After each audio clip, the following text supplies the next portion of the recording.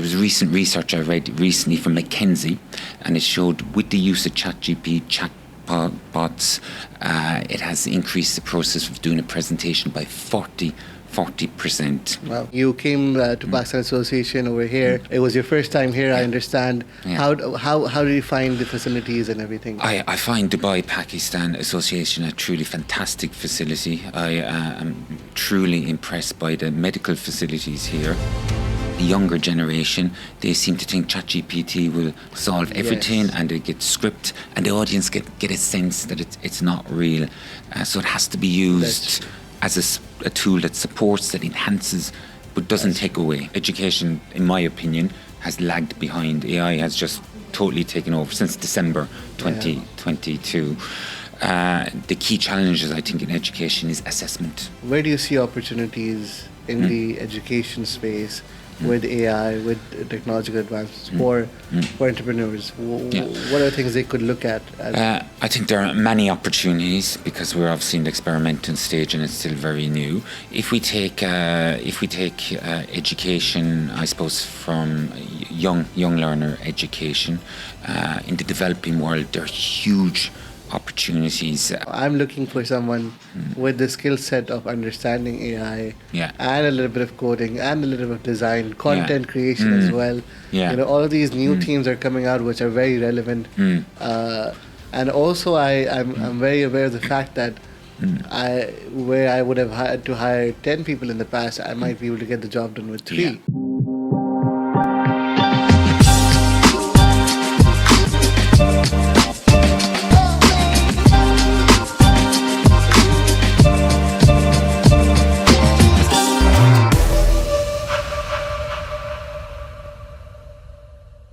Assalamu alaikum Nazeen Sameen. Welcome to Pace Podcast by Hub 47. This is your host Ali Akram with you. आज हमारे साथ मौजूद है Seamus O Shea, who is a learning and development specialist and an artificial intelligence enthusiast. He has over 20 years of experience in the education industry, and we're very pleased to have him here. Assalamu alaikum Seamus. Wa alaikum salam Ali. Thank you very much for having me. An absolute pleasure to be here today. With yourself, and thank you again for the opportunity to speak about learning and development and the impact I have observed with AI over particularly the past 4 to 5 years. I'm looking very forward to our conversation. I mean, these are both topics very close to my heart. I'm very passionate myself about education. As you spoke about your son, yes. Yeah, very, very interested in how AI will impact all of that. And we'll get into that. But first, I mean, you came to Pakistan Association over here. It was your first time here, I understand. How did you find the facilities and everything? I find Dubai Pakistan Association a truly fantastic facility. I am truly impressed by the medical facilities here and what a strong representation Pakistan Association has in Dubai. I've been in the UAE for approximately 8 years now, and I know I have many Pakistani colleagues, and they often spoke about Pakistan Association, and this really is my first time getting a tour of the facilities. I was aware of Pakistan Association in terms of Pakistani people getting their children to know culture, to learn Pakistani Urdu, and to learn the home from Pakistan.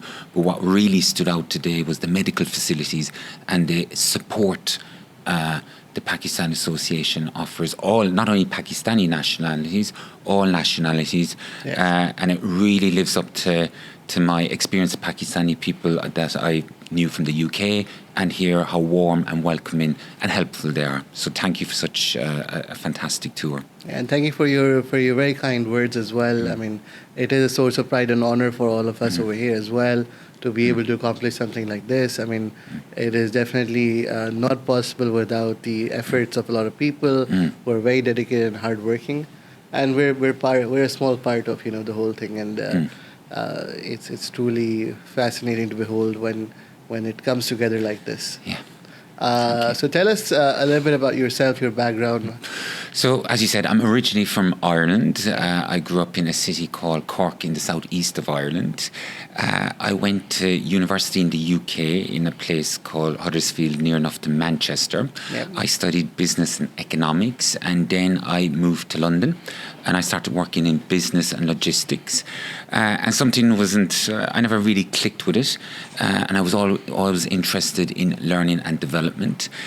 Then in 2008, I got an opportunity to go to South Korea to teach English as a foreign language. And that is when I became truly fascinated about learning and development. I had the opportunity to work with businesses in South Korea, the opportunity to work in high schools, with military, and I became absolutely hooked. Then I stayed there for around 2 or 3 years. I moved back to the UK and I did a postgraduate diploma from the University of Cambridge in teaching English as a foreign language. And then I taught in other countries throughout the world, including France, Holland, South Africa. I came back to London, taught there for another 5-6 years, mainly in business corporations, some high school students. And then I went back and done my MBA. Which allowed me to focus more on corporate learning and development.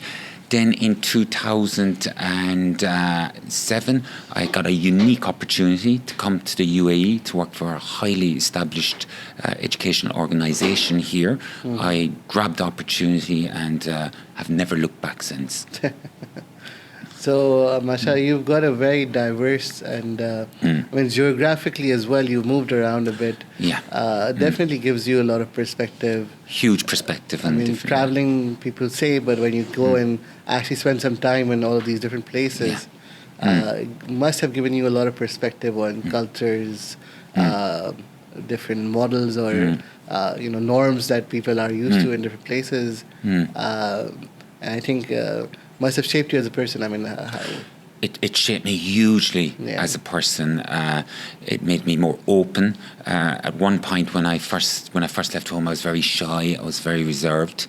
I remember when I finished high school, I went to France, and I couldn't speak French, and nobody understood my English, even though I came from a native English-speaking country.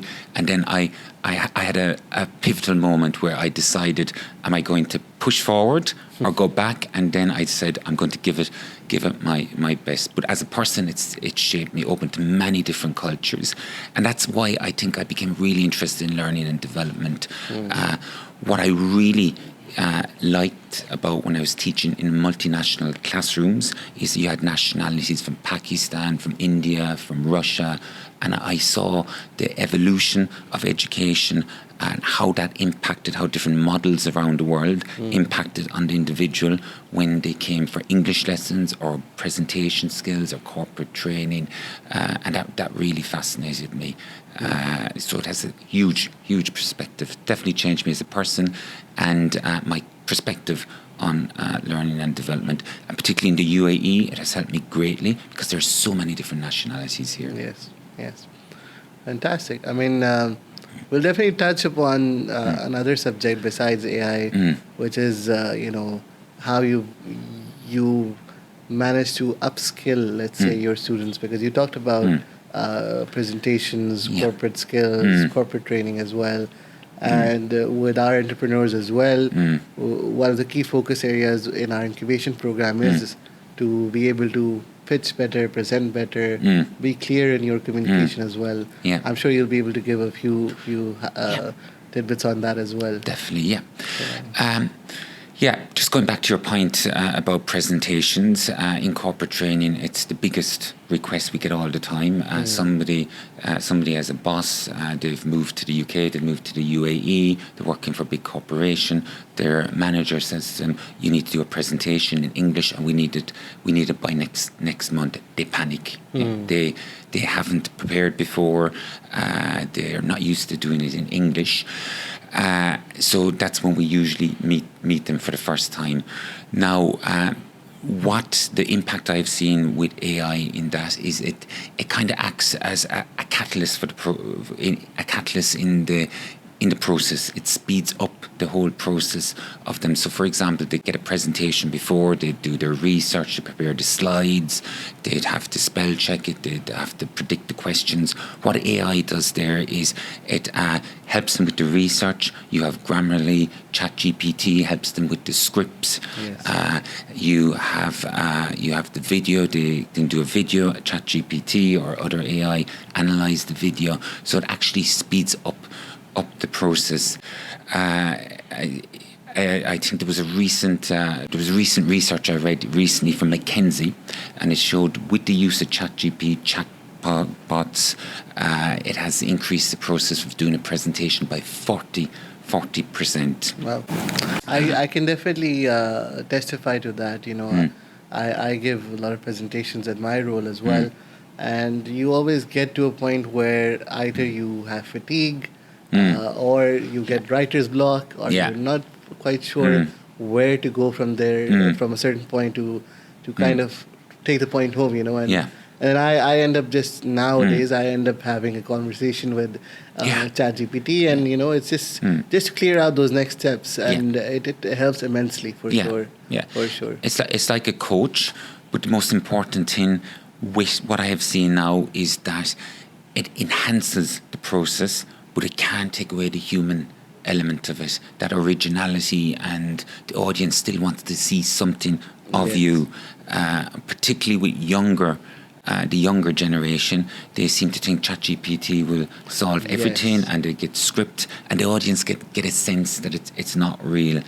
So it has to be used as a tool that supports, that enhances, but doesn't take away. I think you touched on an interesting point there, because human beings have this natural innate ability to recognize something genuine, something new, and appreciate it, like we do in art, or any kind of presentation as well. And as more and more AI will get adopted, you will see that homogeneous kind of information being repeated, language being synonymous for everyone. I mean, it will always be important for us to use it to kind of create the, let's say, outer layers, but the inner message should be a genuine message to have impact. Right? Yeah, it should definitely have impact, and that's a fantastic topic you just touched on. I think historically we have to look at innovation and scientific breakthroughs. If we go back, they're always met with skepticism at first. If we look back at, for example, the printing press in the 1400s, when radio came out, when TV came out, the internet came out, they've all been met with excitement, experimentation, and concern to what degree it will actually take away from the human element of it. But history has always proved the human element has to come back. If we take a look at, for example, the first AI teaching robot was first developed. The concept came in the 1960s in America, known as Plato. Programmed operation. Anyway, the basic concept was, it was developed by the University of Illinois, and the concept was that we're going to have a teaching robot that would respond to students. So they used basic computer language that would test students, and the computer actually responded to typical questions. However, it didn't replace the human interaction in the classroom. Also, if we look at COVID, so we all remember COVID in 2020, 2021, it hit, It suddenly, everything went online. Corporate training went online, high school went online, and that went online for nearly 2 to 3 years. And then after 2 to 3 years, at first everybody was excited. They said, actually, we never need to come back to bricks and mortar. And what we found is, after the restrictions have been lifted, the students were very happy to come back. But what that did was it speeded up the actual process. So now you'll get courses, they're 50%, or even in offices, they'll do 50% online, but there will still be the human interaction. Yeah. It's really important to have that interaction, have that connection as well physically, where we're designed to be that way. So I mean, taking the point back, let's go back to the basics. You're an educationist. You look at the fundamentals. Generative AI. So there's AI. We touched on that, but generative AI was something different, something new, an advancement for AI. Help us define, please. Okay, from simple terms, generative AI is basically a tool that understands, supports, and helps. I think the key word with generative AI is synthesis. So if we look at, there's all educationalists, we know the Bloom's taxonomy. It's a traditional learning approach to learning that teachers have to learn, and there's 6 levels. You have to go from the very bottom level, from understanding to remembering to applying to analysing to evaluating and eventually creating something new. AI speeds up that process. It speeds up that process by, I think, nearly 70 to 80%. Wow. And that's what generative AI helps with. It also helps with improving scripts, writing. It's the creativity, and synthesis is the key word. Just the way it can synthesize information, put it together, and use it as a kind of a tool to coach and create something new. But your originality still has to be there. Fascinating. I mean, and yeah, I think. As you mentioned the teaching assistant as well in the past, there were different versions of it, but the real leap has come up with these large language models, right? Which are able to sound and respond to you like really a human being. So, yeah. And I think that's the fascinating thing about generative AI is over a period of time it actually learns. Yes. Yep. It learns about your LinkedIn profile. It learns when you put your CV in, and it remembers, and it can personalize the touch and give you that personal element. Another key thing I find with students, particularly students who are applying to postgraduate, they often struggle to define their goals. They have all this data, they have KPIs, HR appraisals, they have exam results, and they don't know how, they don't have somebody to kind of give them an objective opinion. Now they'll go to a careers counsellor, and the careers counsellor will give them an opinion, but they always think there's that degree of subjectivity. But what I've seen here is when they'll go to the counsellor, they'll have the meeting with the counsellor will give them their opinion, then they'll go on an AI tool, Hicks, ChatGPT, they'll put the same information in, and if the opinion is the same as the counsellor, they're very happy to accept that from ChatGPT. So it gives that opinion across in a very nice way, and it also removes the subjectivity that they think a human will give them. And if the both opinions correlate, they tend to go with it. Yeah, I mean, you touched on an interesting aspect there. Number one, yes, practically speaking, your counselor is also counseling at 100 other students. I'm sure his mental capacity is limited and spread over 100 students, 100 cases. Similar with doctors as well. They see so many patients, whereas there's no fatigue, there's no bias when it comes to computers and systems, right? So it will take in the information, analyze it, and then give you an unbiased, facts-based answer. And that's a fantastic point you touched on. So in the teaching profession, there's a global shortage of teachers all around the world. In the UK, for example, burnout, the average teacher staying is approximately 5 years before burnout, and then they go into the private sector or they find another job. Wow. So AI has helped drastically with the teacher shortage. If we look at, I was reading an article this morning, I think it was about a country in Africa, I forget the name of the country now, where they're struggling with the teacher shortage.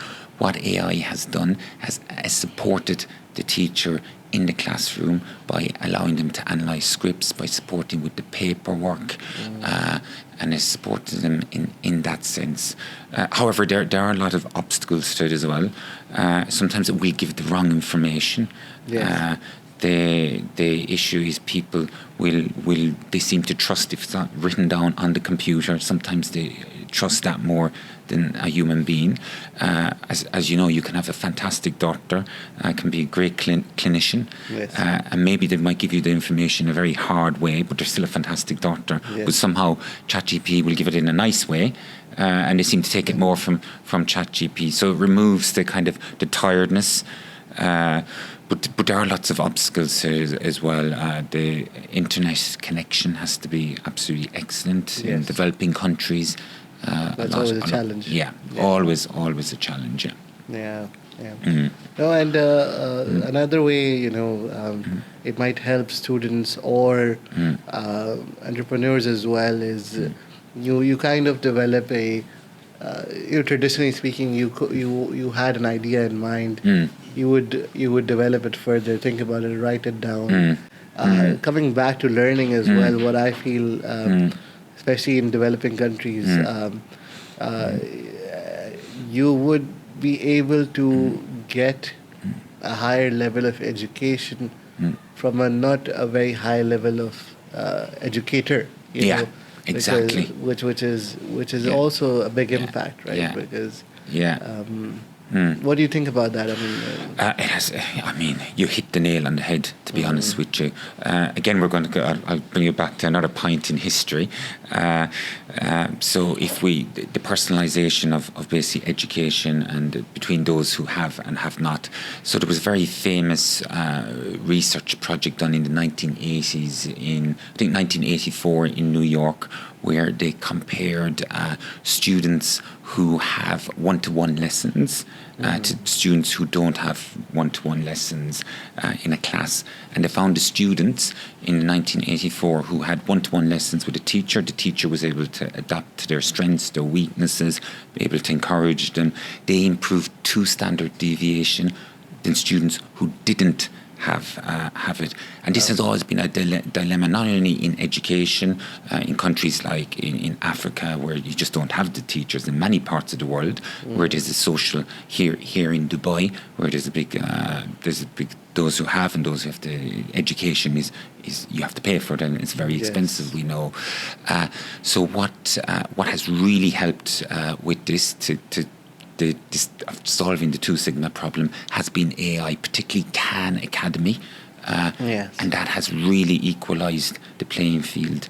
Also in corporate education, actually it's very interesting point actually is between younger learners and adult learners is that you will find that adults, once you mention their children and about improving, they will pay anything. They will pay anything for one-to-one lessons. If they have the money, they will pay and do absolutely anything. But when you speak to them about their own learning and development, I don't have the time, I'm busy, and why put in the work if I'm not going to get extra pay? Well, what's the point? And AI has also revolutionised this. The big trend I've seen with AI is mobile learning. So you have apps like Duolingo to learn languages. For example, take myself back in the early 2000s. I used to do regular trips to Russia, selling learning and development courses. So I tried to learn Russian. So for Здравствуйте, как дела? So for 2 evenings every week, I went to Russian classes in London, practiced a weekend, and then when I came to the UAE, I obviously to learn Arabic was very difficult. Salam alaikum, wa alaikum salam. I decided I was going to do mobile learning, so I went on the Duolingo app. I do it every day on the treadmill in the gym, and my level is almost the same just going on the Duolingo app. So mobile learning has really helped. From that perspective, and particularly in the adult learning market where it's time sensitive and it's cost sensitive. You find even very wealthy adults, they don't want to spend time and money when there's going to be a return on investment, they will give that to their kids. And this is where online learning helps. Even in the higher education for MBAs, for MSc degrees, they're quite happy to do 50% online and have a few, maybe go to a weekend class, which wasn't possible before. And what I find really exciting as well, when we look at generative AI, the whole revolution, it hasn't really hit yet on the education industry. What you just said, Duolingo, Khan Academy. Yeah. I think Khan Academy is the first one to actually adopt AI and bring in that teacher's assistant agent and the student assistant. But there's so much more that could be specialized to cater to the education requirements. And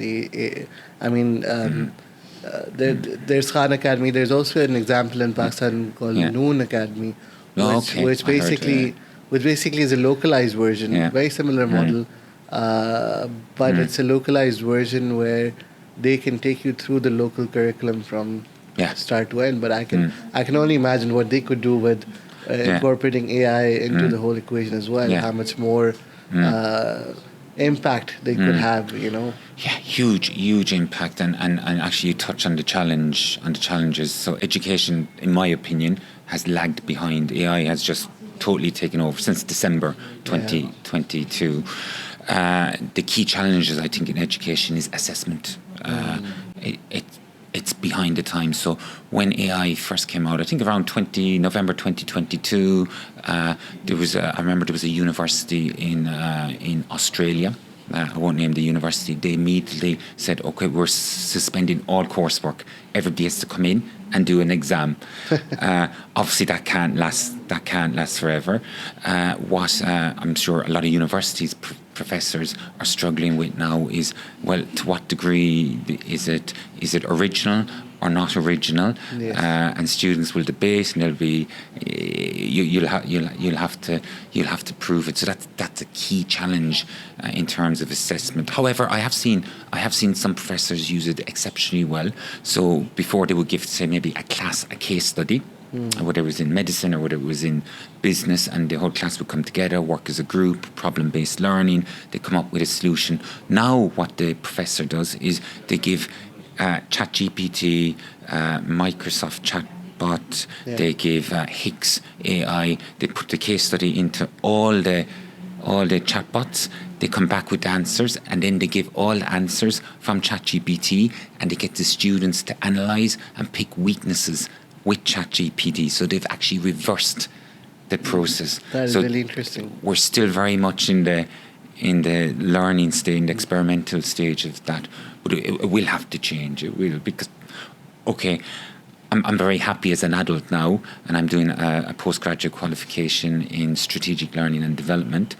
I use AI, but I know how to use it, and I know to use it but if I was a student and I was at university maybe 20, 30 years ago, I think, I would be very, very, very tempted. Tempted. But there's lots to go in that. Yeah. Very interesting point you touched on over there, because yes, the way we educate would need to change. The skills that you need to impart on students will definitely need to change.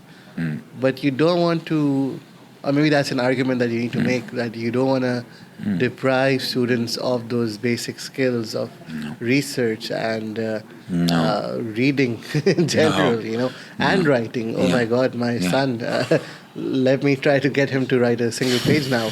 In his mind, it's a waste of time. Why would I even think of typing or writing? Because I can just put a few prompts, a few words, and here comes, 200 words, 300 words. I can actually define that. And I actually just want to touch on something you've said. Writing is a skill. It's kind of been going out of fashion a long time, and it's a difficult skill to master. And let's be honest, most of us only write in our jobs. We're used to writing emails or text messages. None of us sit down and write essays like many years ago, or when 20, 30 years ago, you went to special writing classes to perfect your beautiful handwriting, although I'm sure you've seen my handwriting. But nowadays, it's the big impact I've seen across all age groups. And sometimes we have this tendency to blame the younger generation, and I don't think it's fair on the younger generation. But like, I'm supporting students now, and they're around in their 20s, 30s looking for jobs. The CVs I'm getting, and the letter, they're not sentences, they're just words. And first I say, maybe English is not the first. No, English is not really the issue. They are telling me, I went on the application tracking system for this corporate company, so I have all the words, and then they get all the words, and then they put all the words together. But when you ask them to explain, they can't explain. So what we're getting now, as you say, is a collection of words. Eventually, they will have to speak to a human being, as we know, and explain. So it's a key challenge. And as you said, your son is, why write? Why read a book? Like, before we'd read, I remember going to the library. We get an essay question. We do all our research. As I told you, we go through. First, we'd understand the topic. We'd research the topic. We'd analyse. We'd come up with our own hypothesis. We'd discuss it. Then we create it, and then we go away and type up our assignment, send it off to the professor. We'd be very proud, put all the references. Nowadays, we just Hicks AI, chat AI, yes. And there we have the answer, and then we choose the best answer, and so it's definitely a challenge without any doubt. Yeah. I mean, we'll find a way to evolve, but it's another kind of a conundrum or a problem in my head with all of this is how knowledge has advanced in the previous years is you have a proper process. There are researchers out in the world who are advancing knowledge every year. Whereas I can foresee in the next 10 years, as AI gets better, it will all be made efficient to such a level that you might not need that aspect of society to focus on research.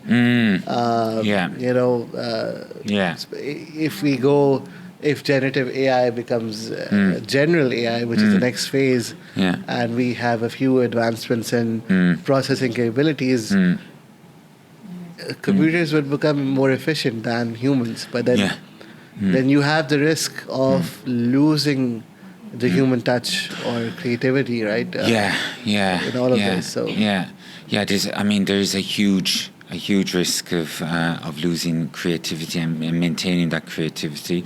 As you said in research, so until recently, there was a common term that you and many of our audience will have heard of, a meta-analysis, where we'd type something, or we'd have to compare all the previous research, come together, do a word analysis, and come up with a conclusion. So, for example, recently I was working with students to define the difference between a leader and a manager, and I wanted them to go away and research from the 1800s, the great man theory, to right up to all the different theories they had today. And we did in the classroom, we did a research.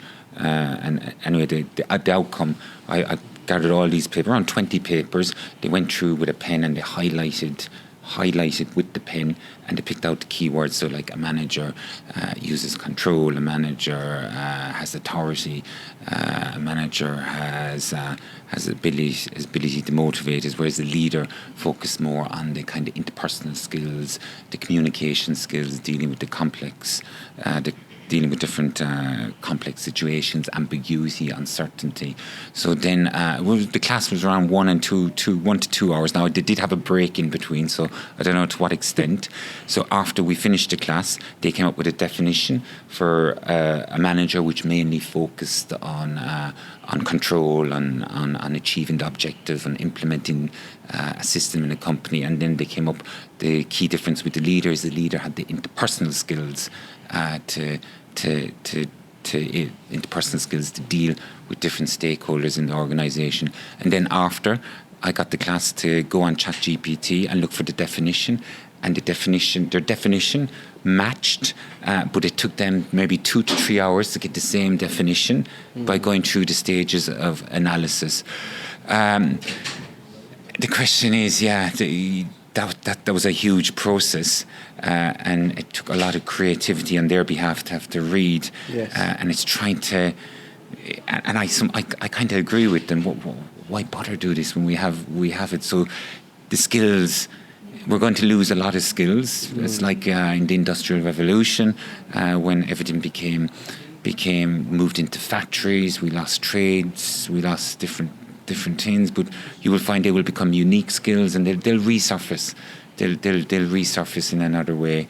But yeah, I mean, I was having a similar conversation with a friend of mine, who's also part of research and an investor, and she said that the age of the nerds is going to end soon because all the things that they were good at, math, calculations, coding and all that's going to be a thing of the past. It's going to be computers doing that stuff, and you're going to have a revival of the creatives and people who have more of emotional intelligence, right? And that's something that probably the educational infrastructure needs to address. How do you keep your edge? 100%, and again, I want to say this is across all age groups. Often people blame the younger generation. They don't have interpersonal skills. At least they have an excuse. They grew up during COVID. They have an excuse. The older generation, we don't really have an excuse. And it's becoming to the point where it's absolutely critical.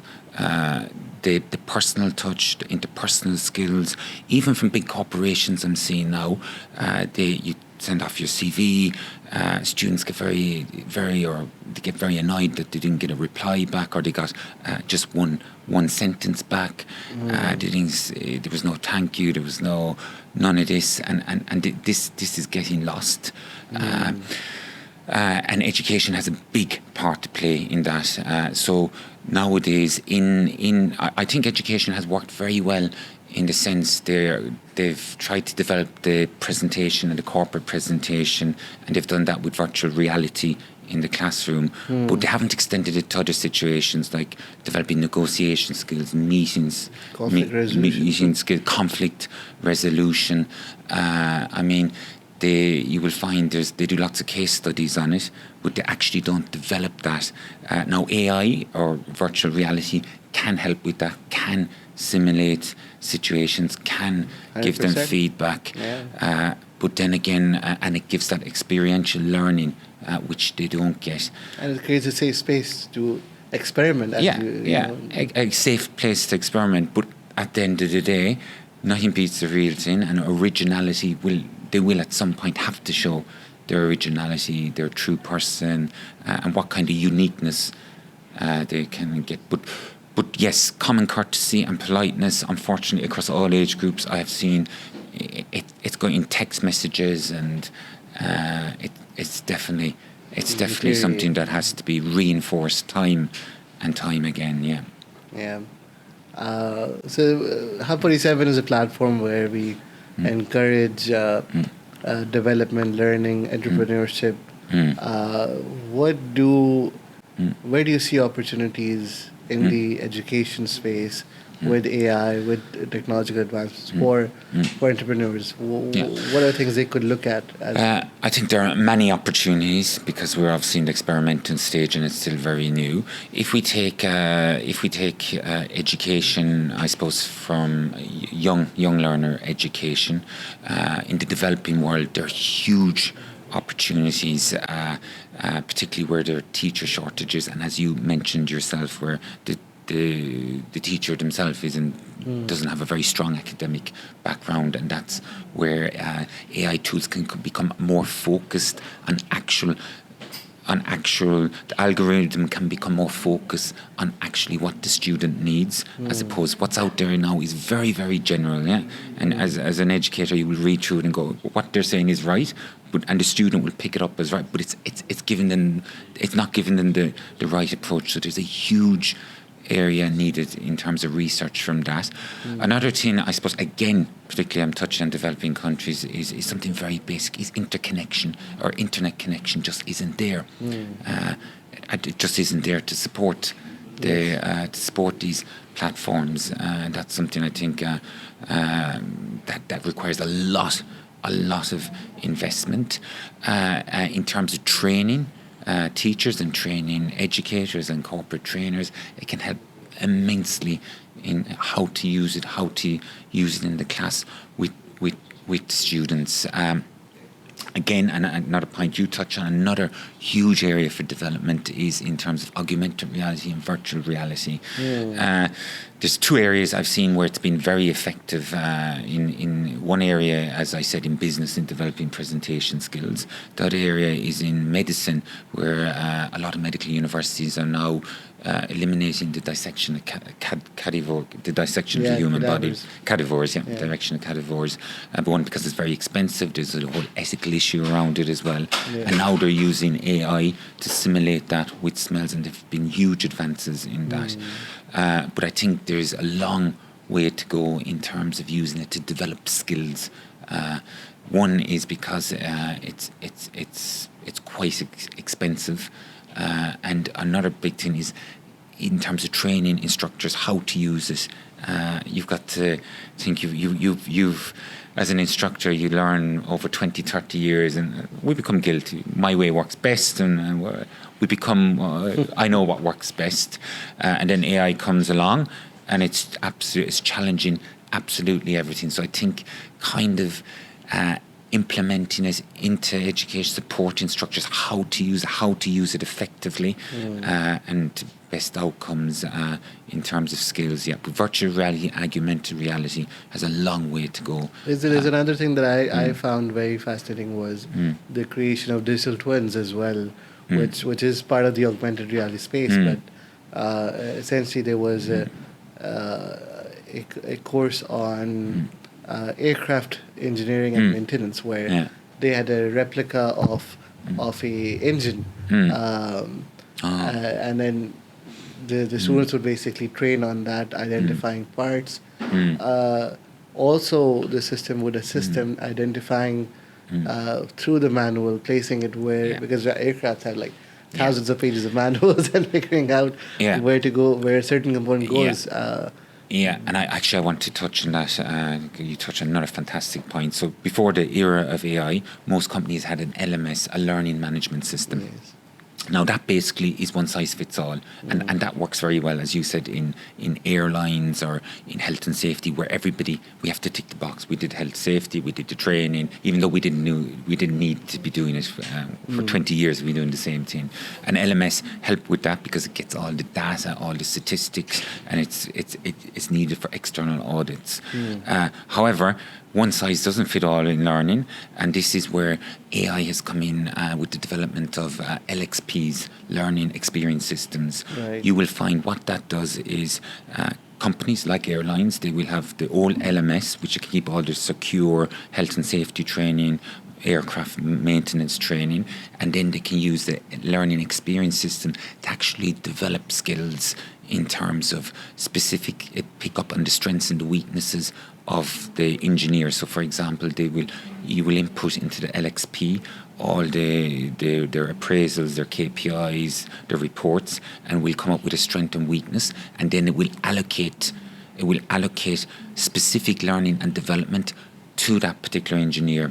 Another fantastic element about this is that with LXP's learning experience system, again, they're AI, they're not like the LMS, which was all of the SCORM authoring tool, where one size fits all, is that you design a course and you see that you have a video from the LXP, you see that everybody watched 2 minutes of this particular part of the video, and they replayed it, so you can understand that's where we need to focus on our next course, so we can make it more efficient. Yes. So it's really the approach before in learning and development and a lot of education was bottom down. AI allows this bottom up approach, strengths and weaknesses, and really focus on those to achieve results, and it gives us the data to prove Before you'd be asked, you have data, and but now we can just get the data immediately and we can tailor it, and it really helps with that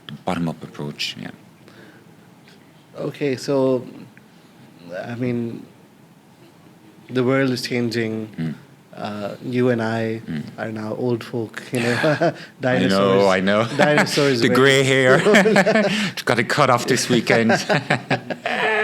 And it will be a young man, universe. But what can we do in our capacities to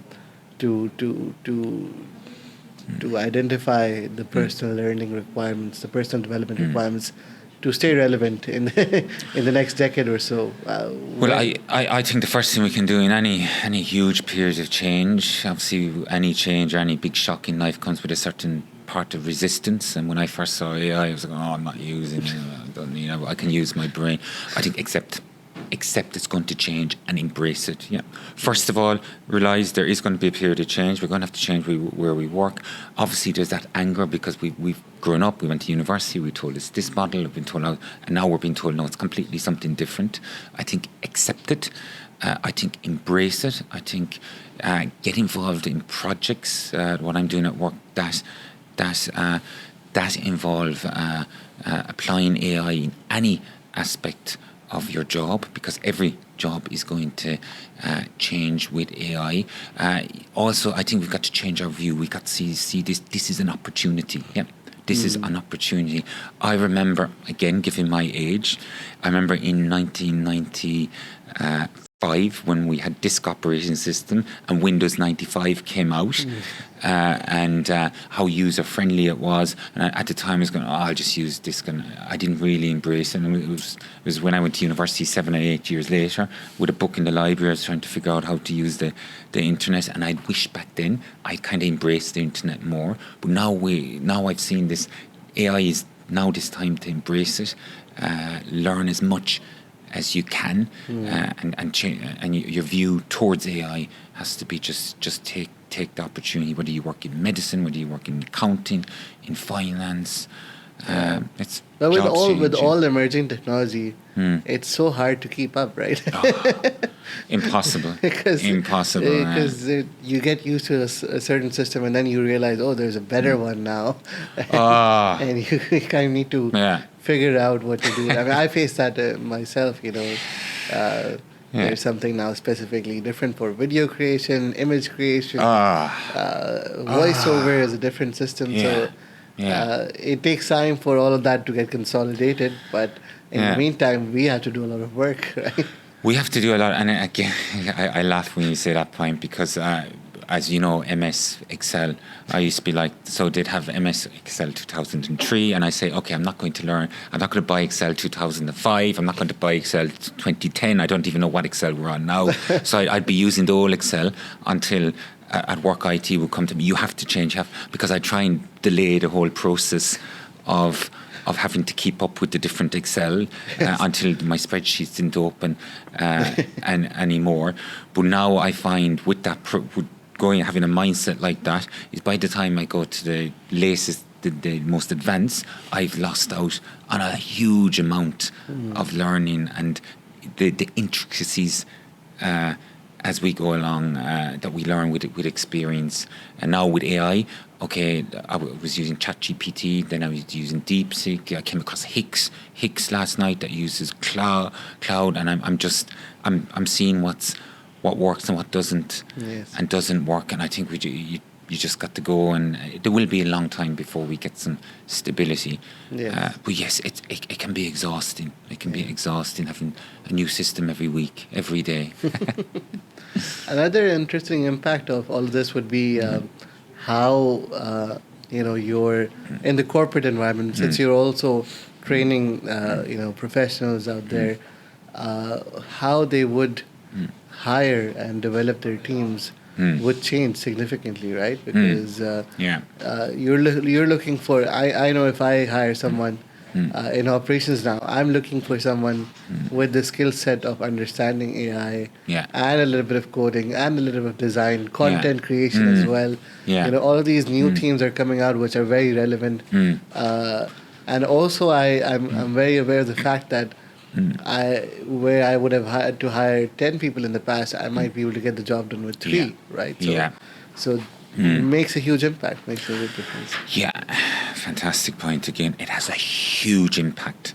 So from a corporate learning point of view, before we would have a curriculum development team, and we'd have stacks and stacks of books, and you'd have absolute experts who would actually get paid to look at to read through the books and come up with a curriculum. Now that can be done with 1 or 2 experienced, very experienced people, and it can all be done in a matter of hours. So when people are coming to me looking for jobs now, exactly what you said, I want to know how they're using AI. How they're using it to achieve cost efficiencies, how they're using it to make it more innovative, creative, and I think that's a true selling point when they come for interviews, is how it's going to impact the organisation, what efficiencies you can achieve out of it, and in addition to the extra skills. So that's something I feel that you have to sell when you go for interviews these days, is what you've done to keep up with your development over the past 24 months, particularly in terms of AI, and how you can bring that across to your role in every field, like, as you know, in finance, in accountancy. I mean, I can't say accounting. I studied accounting, was my favourite, but I remember doing the spreadsheets and the revenue, the cost analysis, the cost. I remember at university we had to learn 100 formulas. We had 1 hour to write all the formulas, go through the annual reports. Yes. What is the point in that now? Now it can be done in 2 minutes. Yeah. Yes, it's you just upload a document into the AI and it spits out everything for you within a blink of an eye, literally. So it is fascinating. It's something that I had to digest and come to terms with. Yeah, but then again, from our conversation earlier on, you work in the finance industry and as an investor, but you have your unique. If I came to you as a financial advisor, before I might have come and said, can you analyse these accounts today? I'll use GPT. But from speaking to you now, I'm coming to you because of your interpersonal. I trust you. It's your credibility. It's your uniqueness in investing, your profile, the results you've shown. I'm coming to you for that, not for the. Before I would have come for the analysis. Seamus O Shea, thank you so much for your time. It was an absolute honor. Thank you so much.